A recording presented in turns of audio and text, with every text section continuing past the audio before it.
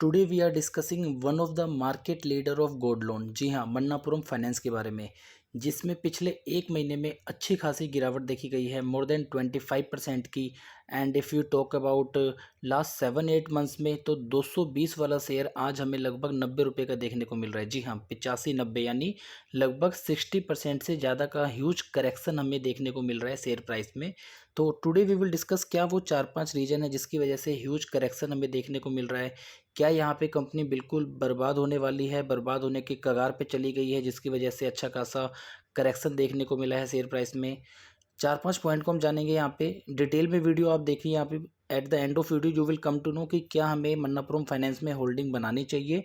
अगर आपने अभी तक नहीं खरीदा है तो, अगर खरीद रखा है तो होल्ड करना चाहिए या फिर हमें सेल करना चाहिए। वीडियो आपने अभी तक लाइक नहीं किया हो तो लाइक कर दीजिए, चैनल सब्सक्राइब ना किया हो तो सब्सक्राइब कर लीजिए। कमिंग टू द टॉपिक, कुछ दिनों पहले ही इसमें क्वार्टरली रिजल्ट्स आए थे, जो अच्छा खासा डाउनफॉल यहाँ पे देखा गया था। अगर हम क्वार्टर ऑन क्वार्टर की बात करते हैं तो नेगेटिव कमेंट्री भी आई थी मैनेजमेंट की, वो भी हम देख लेते हैं यहाँ पे। पहले जो इनका एस्टिमेट था लगभग 10 to 15% का ग्रोथ होगा, उसको अब डिक्रीज करके इन्होंने अप्रोक्सीमेटली लो डबल डिजिट यानी लगभग 10-11% के आसपास का ग्रोथ का एंटिसिपेट किया है, जिसकी वजह से मार्केट ने इसको ह्यूज डिस्काउंट दिया है पिछले 4 से 6 महीने की अगर हम बात करते हैं तो। यहाँ पे अगर हम देखते हैं नेट प्रॉफिट इनका 261 करोड़ भी हुआ है, जो कि पहले था लगभग 468 करोड़। तो यहाँ पे हम देखेंगे तो सीधा सीधा लगभग 40-45% का डाउनफॉल हमें क्वार्टर ऑन क्वार्टर, अगर हम ईयरली प्रॉफिट ईयरली अगर बात कंपैरिजन करते हैं तो यहाँ पे देखा गया है। तो अच्छा खासा डाउनफॉल है। इसके साथ ही अगर हम देखते हैं तो AUM पे भी यहाँ पे थोड़ा सा फर्क पड़ा है। AUM डिक्लाइंड 30,300 करोड़, जो कि पहले था 30,400 इन Q3 FY22। तो थोड़ा सा यहाँ पे भी डिक्रीज है। NII की बात करते हैं, वहाँ पे भी थोड़ा सा डिक्रीज है, 986 करोड़ अभी हुआ है, यानी नेट इंटरेस्ट इनकम, जो कि पहले था लगभग 1100 करोड़। तो हर एक लेवल पे हम देखेंगे थोड़ा सा डाउनफॉल है 5 to 10% का, कोई ऐसा नहीं कि लंबी चौड़ी कोई कहानी हो। अगर हम बात करते हैं NPA की, तो थोड़ा सा NPA भी यहाँ पे बढ़ा है। NPA increase by 160 basis point and 170 basis point on quarter basis. तो एनपीए भी थोड़ा सा बड़ा है, ये भी एक नेगेटिव है। तो देखा जाए ऑब्वियस सी बात है, कुछ ना कुछ नेगेटिव होगा, तभी शेयर में हमें 50-60% करेक्शन देखने को मिल रहा है, 50-60% का। इसके बाद अब बात करते हैं, management has revised guidance for gold loan growth at 10%। Earlier it has anticipated 10 to 15% for financial year 23। तो यहाँ पे लगभग छोटा सा यहाँ पे करेक्शन इनके ग्रोथ में भी देखने को मिल रहा है। जो पहले सोच रहे थे 10 से 15% के ग्रोथ को हम लेके चलेंगे, वो सोच रहे हैं कि अप्रोक्सीमेटली 10% का ही ग्रोथ रहेगा, because of high competition in industry. Obvious सी बात है, बिकॉज यहाँ पे मैं बैंकिंग इंडस्ट्री से जुड़ा हुआ हूँ, तो मुझे पता है कि आज की डेट में सारे ही बैंक यहाँ पे गोल्ड लोन पे अच्छा खासा फोकस कर रहे हैं, क्योंकि ये एक सिक्योर्ड बिजनेस है, रिस्क यहाँ पे नेग्लिजिबल है। अगर 100 रुपये का गोल्ड है तो उसमें से केवल 70 या 75 रुपये ही हम लोग यहाँ पे लैंड करते हैं। और इनफैक्ट अगर मैं, क्योंकि मैं डायरेक्ट यहाँ पे जुड़ा हुआ हूँ लोन डिपार्टमेंट से बैंक में, तो अगर 100 रुपये का कोई गोल्ड लाता है कस्टमर, तो हम उसकी वैल्यू ही लगाते हैं 90 रुपीज़, और 90 का वी फंड 75%। तो बैंक यहाँ पे डबल सेफ है, एक तो हमने वैल्यूएशन भी कम लगाई है और हमने 75% ही लोन दिया है, और गोल्ड हमारे पास है जो कि मोस्ट लिक्विड असेट है अगर हम बात करते हैं असेट्स की। तो आराम से यहाँ पे कभी भी अगर किसी कस्टमर ने डिफ़ॉल्ट किया तो we can sell and we can recover our money.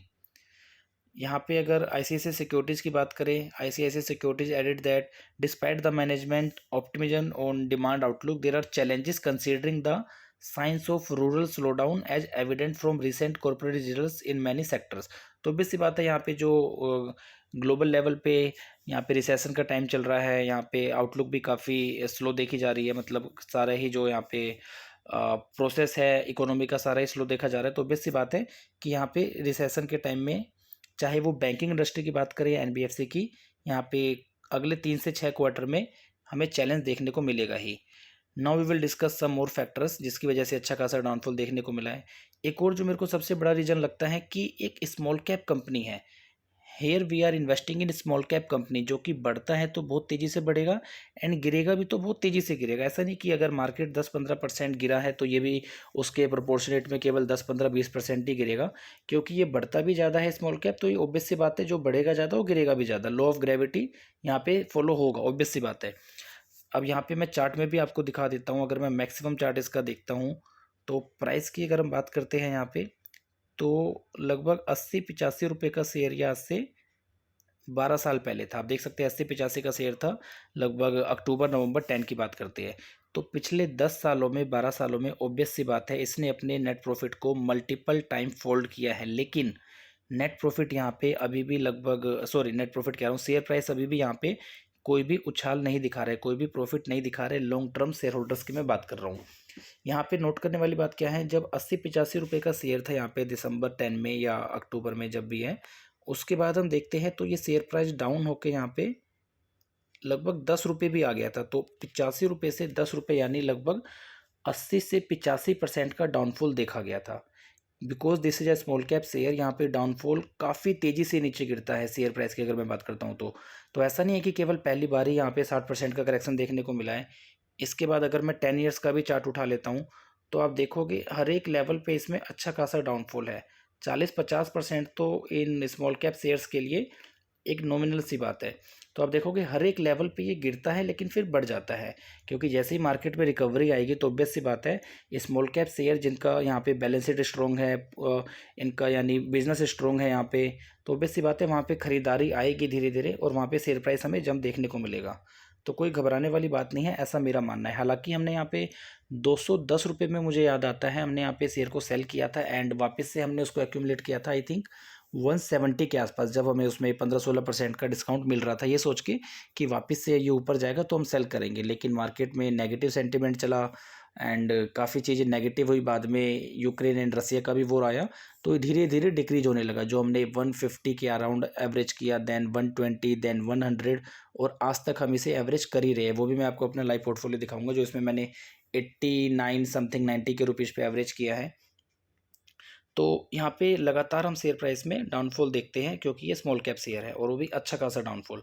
अगर पी वैल्यूएशन की बात करते हैं, मैक्सिमम पी वैल्यूएशन की तो 12 का मीडियन पी आता है, लेकिन अभी शेयर प्राइस हमारे लिए अवेलेबल है केवल 6 के मल्टीपल पे, 5.5 समथिंग। तो वैल्यूएशन काफ़ी रीजनेबल है। इस लेवल से लगभग 50% वैल्यूएशन में हमें डिस्काउंट मिल रहा है, तो मुझे लगता है काफ़ी ये अच्छा मौका है यहाँ पे अगर आप इस शेयर को ग्रैब करना चाहते हैं। लेकिन do your proper analysis before making any decision. Don't look at that I have purchase that share, I have averaged it, तो आप भी उसको ब्लाइंडली फॉलो करो। You do your proper analysis. अब एक और चीज़ क्या है, क्योंकि नेगेटिव कमेंट्री मैनेजमेंट की तरफ से हुई है, लो ग्रोथ फोरकास्ट यहाँ पे मैनेजमेंट ने किया है, जिसकी वजह से हैवी सेल ऑफ यहाँ पे देखा गया है। अब हम आगे डिस्कस कर लेते हैं प्रॉफिट के। इनका 10-12 सालों में कुछ भी नहीं बढ़ा। इसके लिए हम आते हैं नेट प्रॉफिट पे।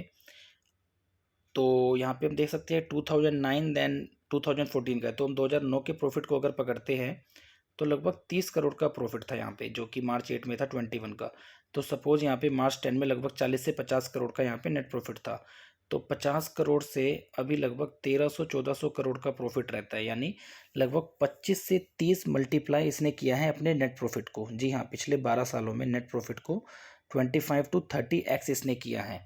तो ऑब्वियस सी बात है इसका शेयर प्राइस भी उसी रेशियो में जंप होना चाहिए था, जो कि बिल्कुल भी नहीं हुआ है। और यहाँ पे इसीलिए हम देखते हैं वैल्यूएशन इसका पहले से काफ़ी डाउन है, क्योंकि मार्केट ने इसको कभी वैल्यूएशन दिया ही नहीं। अगर मुथूट फाइनेंस की वहीं पे बात करते हैं तो उसको हमेशा ही प्रीमियम वैल्यूएशन मिलता है कंपैरिजन टू मन्नापुरम फाइनेंस। हालांकि वो भी अच्छा खासा भी डाउनफॉल है। इसके साथ एक और जो मुझे मेन रीज़न लगता है यहाँ पे, अब मैं यहाँ पे एफआईआई की बात करूँ तो जो होल्डिंग पहले थी 45% की, अब वो डिक्रीज होके हो गई है 30% से डाउन, यानी 33% की होल्डिंग यहाँ पे एफआईआई ने सेल करी है। और वहीं पे अगर हम डीआई की होल्डिंग देखते हैं, जो पहले लगभग 5% का था, वो इंक्रीज होके लगभग 16% हो गया है because of heavy selling by FII. क्योंकि हम सबको पता है, मार्केट को सबको पता है, यानी यूएस की इकोनॉमी जो कोविड से पहले लगभग $3 ट्रिलियन की इकोनॉमी थी, बैलेंस शीट था, उसको वहाँ पे करेंसी प्रिंट कर करके उन्होंने $10 ट्रिलियन तक बैलेंस शीट को रीच कर दिया था। जी हाँ, 3 ट्रिलियन इकोनॉमी को 10 ट्रिलियन इकोनॉमी बना दिया था। तो ऑब्वियस सी बात है, जब फेड वहाँ पे रेट इंक्रीज कर रही है, लोगों से पैसा वापस मांगा जा रहा है, तो लोग अपने एसेट बेच के अपना कर्जा चुका रहे हैं, क्योंकि वहाँ पे बिना मांगे भर भर के कर्जा बांट दिया गया। तो ऑब्वियस सी बात है, जहाँ पे भी उनकी इन्वेस्टमेंट है, चाहे वो शेयर मार्केट की बात हो या क्रिप्टो की, तो अभी ऐसा नहीं है कि केवल शेयर मार्केट में ही हमें डाउनफॉल देखने को मिल रहा है, क्रिप्टो में भी यहाँ पे हैवी सेलिंग देखने को मिल रही है। 50-60-70% वहाँ पे भी डाउनफॉल है क्रिप्टो की अगर मैं बात करता हूँ तो। हालांकि मेरा ₹1 का भी इन्वेस्टमेंट नहीं है क्रिप्टो में, क्योंकि मुझे वो चीज़ समझ में नहीं आती है and I don't invest in those assets जहाँ पे मुझे समझ नहीं आता है कुछ भी। तो ऑब्वियस सी बात है जहाँ पे इनकी इन्वेस्टमेंट है वहाँ पे शेयर्स में जहाँ उनको पहले 100% का प्रॉफिट था, तो ऑब्वियस सी बात है 20-30-40% प्रॉफिट डाउन भी हो गया तो भी वो शेयर सेल करेंगे। अगर 150% का प्रॉफिट था तो अगर 20-30-40% डाउन हो गया तो अभी भी still they are getting 100% profit on their prior investment. तो ऑब्वियस सी बात है they are going to sell their shares, तो ताकि वहाँ पे अपना कर्जा वो लेस कर सके, कर्जा अपना ख़त्म कर सके। डीआई की बात करते हैं तो यहाँ पे देखते हैं डीएसपी ने थोड़ा सा यहाँ पे स्टेक सेल किया अगर हम पिछले 3 क्वार्टर की बात करें तो, लेकिन उनके लिए भी दिक्कत वाली बात नहीं क्योंकि 2% का स्टेक हुआ करता था जून 19 में, यहाँ पे देख सकते हैं आप, जो कि अब इंक्रीज करके इन्होंने लगभग 7% कर लिया है। निप्पॉन लाइफ की बात करें तो इन्होंने भी यहाँ पे होल्डिंग बनाई है, एसबीआई ने भी यहाँ पे होल्डिंग बढ़ाई है, देख सकते हैं यहाँ पे। एंड उसी के साथ देखते हैं आईसीआईसीआई ने भी होल्डिंग बढ़ाई है। तो ऐसा है कि हम उस शेयर पे बेट कर रहे हैं जो हमें अच्छा लगता है, हमें किसी भी लेवल से उसमें दिक्कत नहीं लगती है कंपनीज के फंडामेंटल में। हाँ, आने वाले 3 से 4 क्वार्टर में या 5 क्वार्टर में हम देखेंगे इस लेवल से ये शेयर 100% जंप हमें दिखाएगा। और अगर हम लॉन्ग टर्म की बात करते हैं तो 5 ईयर्स डाउन द लाइन कोई बड़ी बात नहीं है, ये शेयर 500 के लेवल को भी टच करेगा। हाँ, लेकिन 4 से 6 क्वार्टर में इस लेवल से एटलीस्ट मुझे 100% का जंप दिखता है जैसे ही यहाँ पे ग्लोबल रिकवरी ट्रैक पे आती है। तो वीडियो आपने लाइक नहीं किया हो तो लाइक कर सकते हैं, चैनल सब्सक्राइब नहीं किया हो तो सब्सक्राइब कर सकते हैं। आज हमने इस शेयर को ख़रीदा है अपने पोर्टफोलियो में। इसके अलावा भी हमने काफ़ी शेयर्स में बाइंग करी है। अगर आप जानना चाहते हैं तो आप मेरे डायमंड मेंबर से ज्वाइन कर सकते हैं। अगर आपने ज्वाइन कर रखा है तो आज मैंने काफ़ी सारी वहाँ पे 10 to 12 शेयर्स का अपना लिस्ट शेयर किया है जहाँ पे मैंने होल्डिंग्स बनाई हैं फॉर लॉन्ग टर्म।